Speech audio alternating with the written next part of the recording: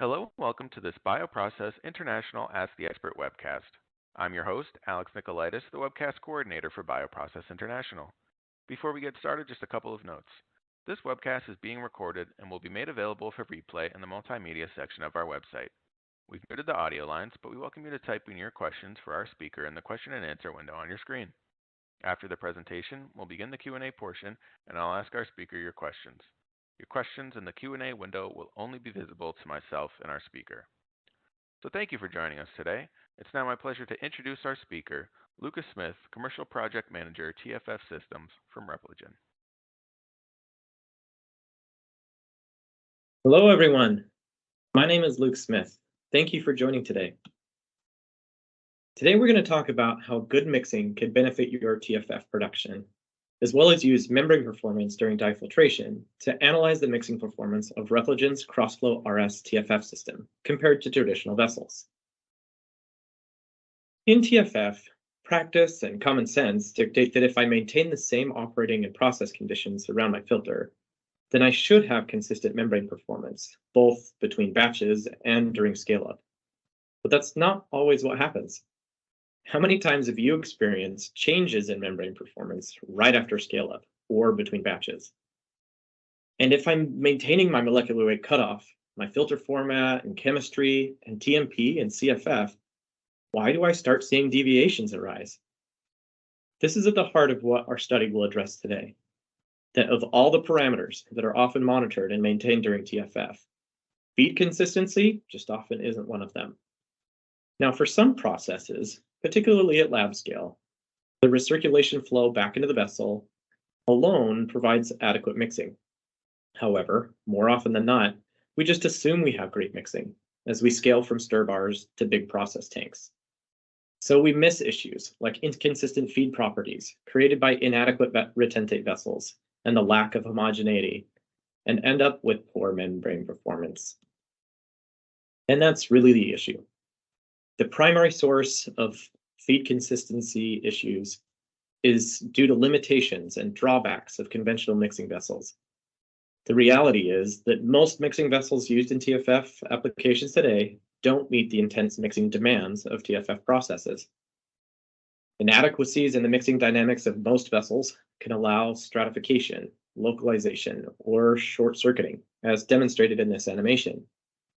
Here we can see that the addition is not completely mixed in the vessel, but allowed to go nearly untouched out to the filter, creating a portion of the feed with an abnormally high concentration, and likely leading to lower membrane performance. All of these types of conditions lead to just that, variations in the feed delivered to the membrane.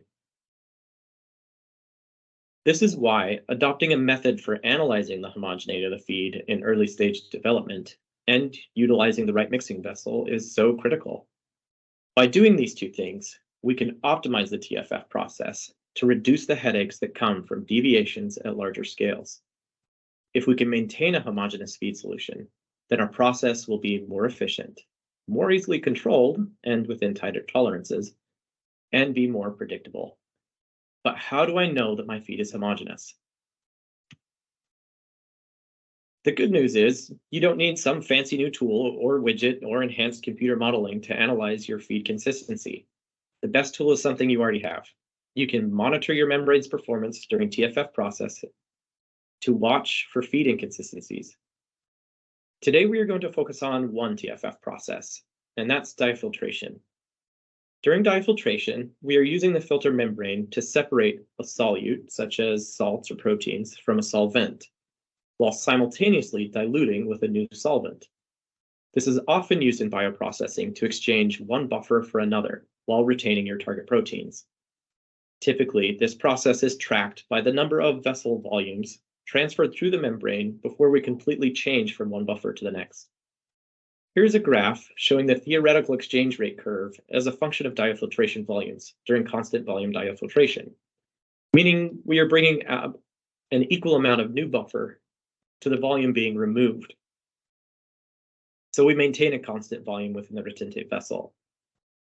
On the x-axis, we see we have the number of diafiltration volumes, and on the y-axis, the percent of the buffer which has been exchanged. Meaning once we reach a 100%, then we have completely changed from one buffer to the next. What we see here is the theoretical curve makes sense. As the rate of exchange or slope of the curve at the beginning is high, while the concentration of the buffer being removed is high. Then, as the concentration decreases, we see its rate of removal decrease until we reach 100%. As we track this process, if our retentate vessel is providing the membrane with a consistent homogeneous feed, we should see our performance match this theoretical curve. Now, understanding what we should see, let's do a performance analysis. As part of this case study, a control run was executed, using a traditional feed vessel in which the new buffer was delivered directly below the liquid level, as shown in this little diagram. Mixing was produced by a single impeller and by the recirculation flow of the retentate as it returned to the vessel, both positioned towards the bottom of the tank. We can see plotted here a comparison of the buffer exchange profile of this control run in light blue, with the theoretical we just discussed in red. Prior to the first DV, the control profile shows a lower degree of exchange than expected by the theoretical, meaning that the feed to the membrane during this stage has a higher concentration of the retentate than would be expected from a homogeneous solution. Beyond the first DV, the control profile exceeds the theoretical, suggesting a higher buffer concentration. But we know that in an ideal homogeneous condition, we shouldn't see this. So we can see that inconsistencies in the feed solution to the membrane affect the permeate flow across the membrane. You might look at this and say, well, they both reach 100% buffer exchange at about the same time. What's the big deal? Well, one, you're right. In this example, the number of dye volumes was the same. However, what this chart doesn't show is the amount of time that it took. Decreased flow rates extend how much time your product spends circulating around the retentate feed loop.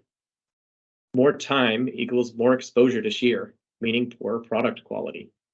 Second, while we didn't see it here, the areas of high concentration, as we saw in the control prior to 1 dB, can cause permanent fouling of the membrane and restrict flow throughout the remainder of the process.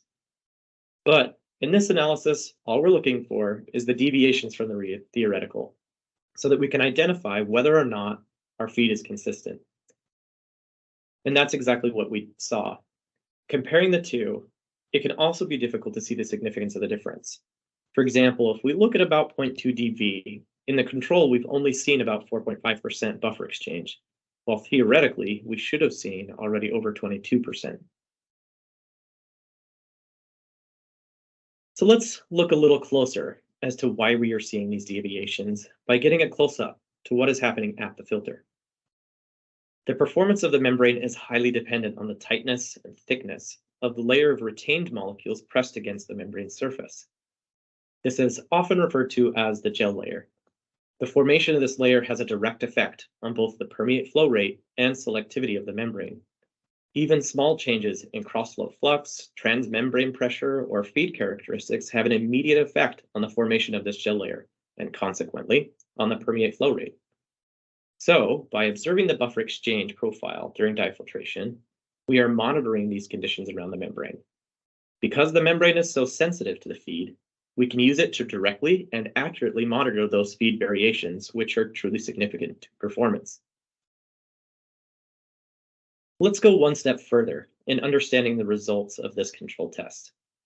If we plot the dye filtration agreement ratio, or how closely the actual performance followed the theoretical, on the y-axis, as a function of dye filtration volumes, on the x-axis, we can gain more understanding of the differences in the two profiles. Now, under ideal retentate vessel conditions, the percent agreement should be at 100%. In the areas below 100%, the addition buffer concentration is below what is expected. In areas above 100%, the addition buffer concentration is higher than expected. Overall, we can see that the deviation of the actual versus the theoretical in this control run is quite significant. Next, we'll move to analyzing the mixing performance of Repligen's mixing vessel. But first, I want to introduce you to its unique design and features. Our Tulip tank, to my knowledge, is the first single-use mixing tank specifically designed for optimizing TFF performance that's available on the market today. It is a square self-baffling tank with a uniquely designed sump section. The tank has two independently controlled impellers, which allows for mixing in both the sump and the upper volume. It also has multiple return lines. This helps distribute the retentate throughout the tank, enhancing mixing. As the fluid level drops, like during concentration steps, the system uses the load cells to detect fluid level and slow or stop the impeller before they reach the fluid surface to prevent high shear churning and foam creation. It also uses the system's valves to adapt the route of the retentate flow to prevent air introduction and foaming from returning above the surface level. You'll also notice that unlike conventional vessels, like we saw in the control run, the addition is not brought directly into the tank. Instead, the addition enters into the retentate return flow, so it begins to mix into solution before entering the tank and is more evenly distributed. The sump features baffled walls and a flow diverter, which routes the flow along the walls rather than directly to the center above the outlet. The sump also has an anti-vortexing outlet design, which allows you to run at higher CFF rates, even at minimum working volumes. With conventional vessels, on the other hand, which use a dish-shaped bottom, towards the end of concentration or while doing low diafiltration volumes, the CFF must be reduced to prevent sucking air into the pump, which causes damage to the product. This also decreases how low they can operate overall, usually only being able to operate, even at low CFF rates, down to around 5 liters. The Tulip tank, on the other hand, can have a range from 150 liters all the way down to under 3 liters without needing to slow the CFF. With the multiple return lines, dual mixers, the square self-baffling design, baffled sump, and flow diverter, you can see how this vessel was designed to provide optimal mixing conditions. The goal of this study was to test if it actually does. For the study, 2 TFF runs were conducted at distinct process conditions and monitored during buffer exchange diafiltration. These runs were performed on the Rubligen Crossflow RS30 TFF system with a 50-liter Tulip tank. You can see the process conditions for these runs in the table here. Because the volume of the 40-liter run, run A, is well above the upper impeller, both the upper and lower mixers were utilized, with each set to 100 RPM. As well, both retentate return lines were used. These conditions were chosen to evaluate the mixer's performance with a high volume and relatively low CFF rates and impeller speeds. Those of you with a keen eye for mixer design may have noticed with this tank that if you were to be running at a volume where the upper impeller and upper return lines shut off, then you may be left with a section of the fluid above the sump which may not be mixed by the lower impeller and lower return flow in the sump. If you did, good work. You're a smart cookie. The 10-liter run B, was specifically designed to test just that. If there are zones created which are not mixed, then we would expect to see deviations in the buffer exchange performance profile as those sections reach the membrane. The results of these 2 tests were analyzed using the same method we did for the control. Here we see the percent agreement profiles for runs A and B, the lines in red and dark blue, plotted alongside the results from the control run. Looking at the profiles for runs A and B, we see that there was a high peak right at the beginning and a low peak just before 1 dB. But they are very short in duration, and despite the peaks, the exchange rates were within plus or minus 10% of those expected under ideal conditions throughout the entire diafiltration. This indicates that the vessel was able to quickly reach homogeneity and maintain it. It's also interesting to see that despite the significant difference in the process conditions between the 2 runs, the result profiles are nearly identical, meaning that the system was able to provide equally great mixing in both circumstances. It also shows that those potential dead zones in run B we discussed earlier mixed just fine, because we didn't see significant deviations in performance. In stark contrast, we see in the control run significant deviation from theoretical, and it doesn't settle within that plus or minus 10% we achieved in the Tulip tank until after 2 dV, meaning it took over 2 dV for the conventional vessel to reach and maintain homogeneity. Overall, we see that these 2 runs that the vessel was able to provide the membrane nearly ideal conditions. Similar conditions apply to the whole crossflow RS family. Each was designed with the same principles in mind to optimize TFF performance and help maintain consistency and scale up across all scales. The family features mixing bottles from 1 liters, 5 liters, and 10 liters to the Tulip tank vessels seen here in the study, available in 50 liters and 150 liters. Each of these systems are designed to minimize short circuiting, ensure efficient mixing, and help you maximize your yields. So, just to summarize, we've developed a method of analyzing feed homogeneity by tracking diafiltration exchange performance. Using this method, we've been able to analyze the performance of conventional mixing vessels and noted the deficiencies in their performance. We then reviewed the design features of our Crossflow RS30 TFF system and analyzed its performance in providing a homogeneous feed, and saw that it was on par with the theoretical model of ideal mixing. Our study revealed that the RS30 showed drastic improvements over traditional mixing vessels used in TFF applications. The key takeaway here is that our Crossflow RS TFF system and our Tulip tank can be used in TFF applications to provide more reliable or optimized performance that's easier to control and scale. I want to thank you for joining us today. If you're interested in seeing these systems in person or getting additional product information, please feel free to contact myself or your local account manager. You can also find data sheets and product family brochures and links for requesting more info on our website. Okay, great. And as a reminder to our audience, you can go ahead and type in your questions for our speaker now. So our first question is, any suggestions on how to monitor your filter integrity using tools available from Repligen? Yeah, that's a great question. So one of the advantages of the RS TFF systems, these are fully automated systems, so they can actually automate integrity testing of both the flow path and the membrane. And that is recipe driven and included in your batch records. And how do you recommend how to analyze run-to-run consistency? Oh boy, that is one of, I would say, one of the biggest advantages, especially for process engineers, in using a semi-automated or fully automated TFF system, is all the analytics that comes with it. With these systems, we can include pH, conductivity, and UV sensors to provide all sorts of data. And all of that information can be gathered for every single batch, so you can monitor the performance of your membrane in every single batch to watch for deviations. And that's especially helpful as you're scaling up from small scales to the large scale. All right, and our next question is, would it be meaningful to run the same study at different scales?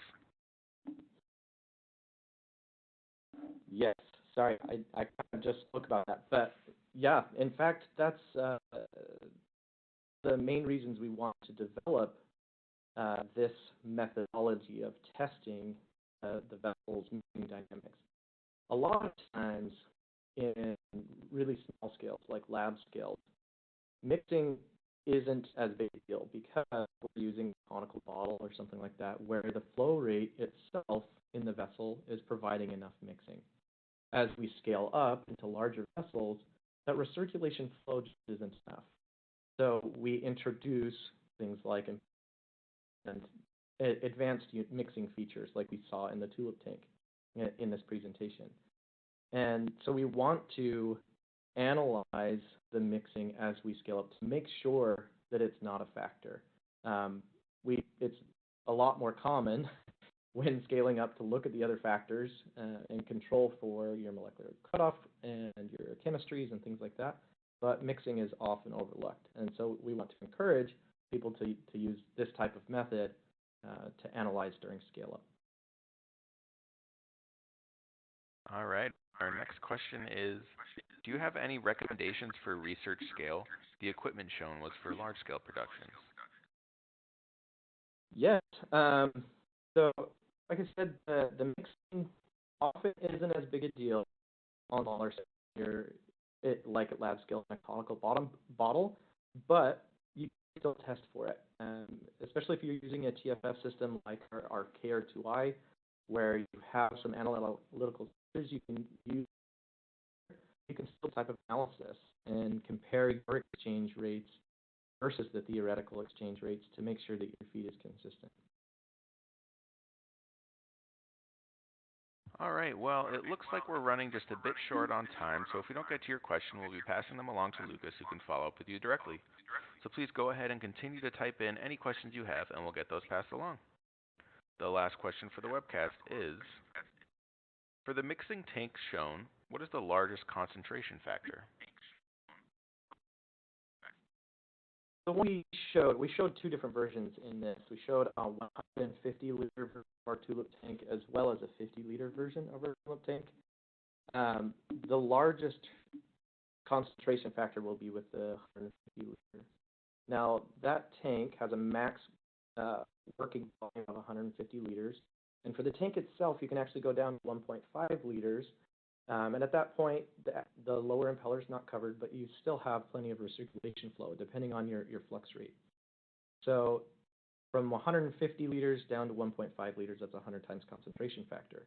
And realistically, though, you have this. You also have to account for the volume of the system and the tubing to the system.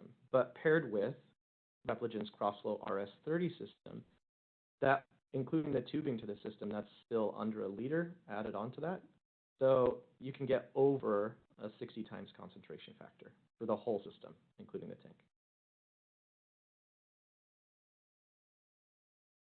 All right, well, thank you so much, Lucas. All right, thank you. And thank you to our audience for joining us. The recorded version of this webcast will be available for on-demand viewing on our website, and as a registered attendee, you'll receive a follow-up email providing you with a direct link. We look forward to having you join us at future Bioprocess International Ask the Expert webcasts. Look for those announcements in your inbox. Goodbye.